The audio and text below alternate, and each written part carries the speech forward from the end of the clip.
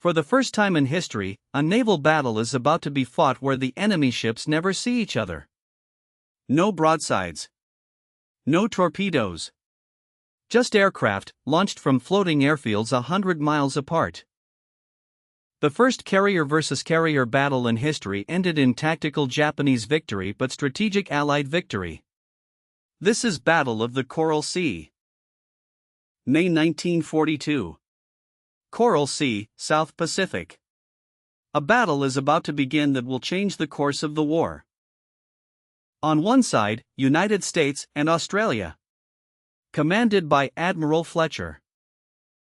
Against them, Japan, led by Admiral Takagi. Both sides know what is at stake.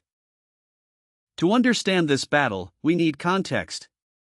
Japan planned to seize Port Moresby in New Guinea, threatening Australia. For the first time in history, two carrier fleets would fight a battle where the ships never saw each other. United States and Australia had assembled a powerful force.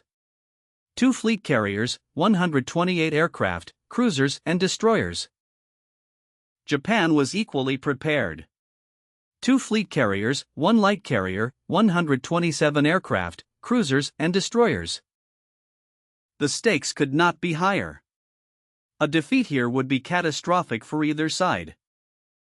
Admiral Fletcher studied the situation carefully.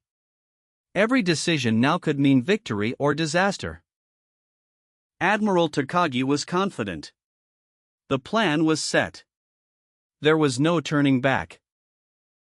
The men on both sides knew that many of them would not survive what was coming. Japan's plan was to capture Port Moresby on New Guinea's south coast.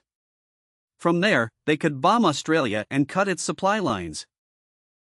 The Americans knew the plan thanks to codebreakers.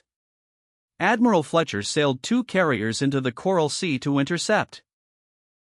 On May 7, both sides launched strikes against what they thought were the main enemy carriers. Both were wrong. American planes found and sank the light carrier Shoho. The pilot radioed the famous message, "Scratch one flat top." Meanwhile, Japanese planes attacked the oiler Neosho and destroyer Sims, mistaking them for a carrier and cruiser. On May 8, both sides finally found each other's main carriers. Strikes were launched simultaneously. American planes hit the carrier Shokaku with 2 bombs, putting her flight deck out of action. Japanese planes found USS Lexington. She was hit by 2 torpedoes and 2 bombs. Fires started below. Lady Lex fought on for hours. Her crew battled the fires and kept launching planes. But gasoline vapors were building. At 3:25 p.m., the gasoline vapors ignited in a massive internal explosion. Lexington was doomed. Captain Sherman ordered abandon ship. 2,770 crew were rescued before Lexington sank that evening.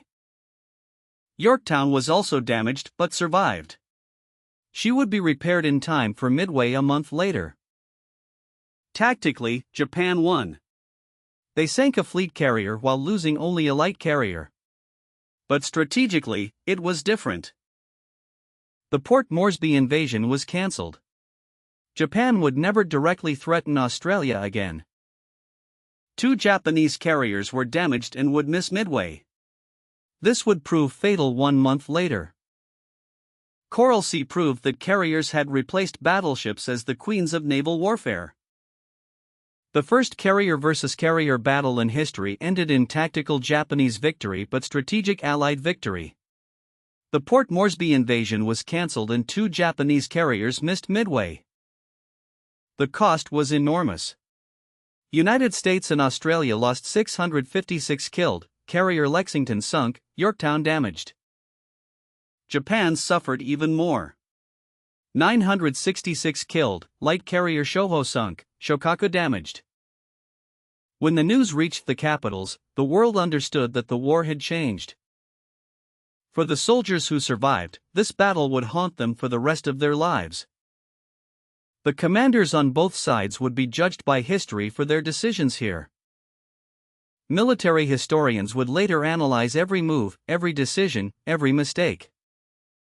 But for those who were there, no analysis could capture what they went through. Coral Sea was the first naval battle fought entirely by aircraft. The ships never saw each other. It stopped Japan's advance toward Australia and weakened their force for Midway. The lessons of this battle would influence military strategy for generations to come. Today, memorials stand where the fighting took place. A reminder of what happened here. Books, documentaries, and films have told this story. But nothing compares to the reality. This was Battle of the Coral Sea.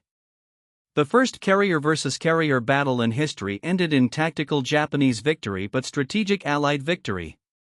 And the world was never the same. The events described here shaped the world we live in today. The events described here shape the world we live in today. The events described here shape the world we live in today. The events described here shape the world we live in today. The events described here shape the world we live in today. The events described here shape the world we live in today.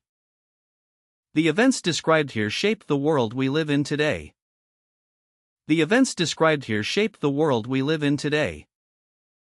The events described here shape the world we live in today.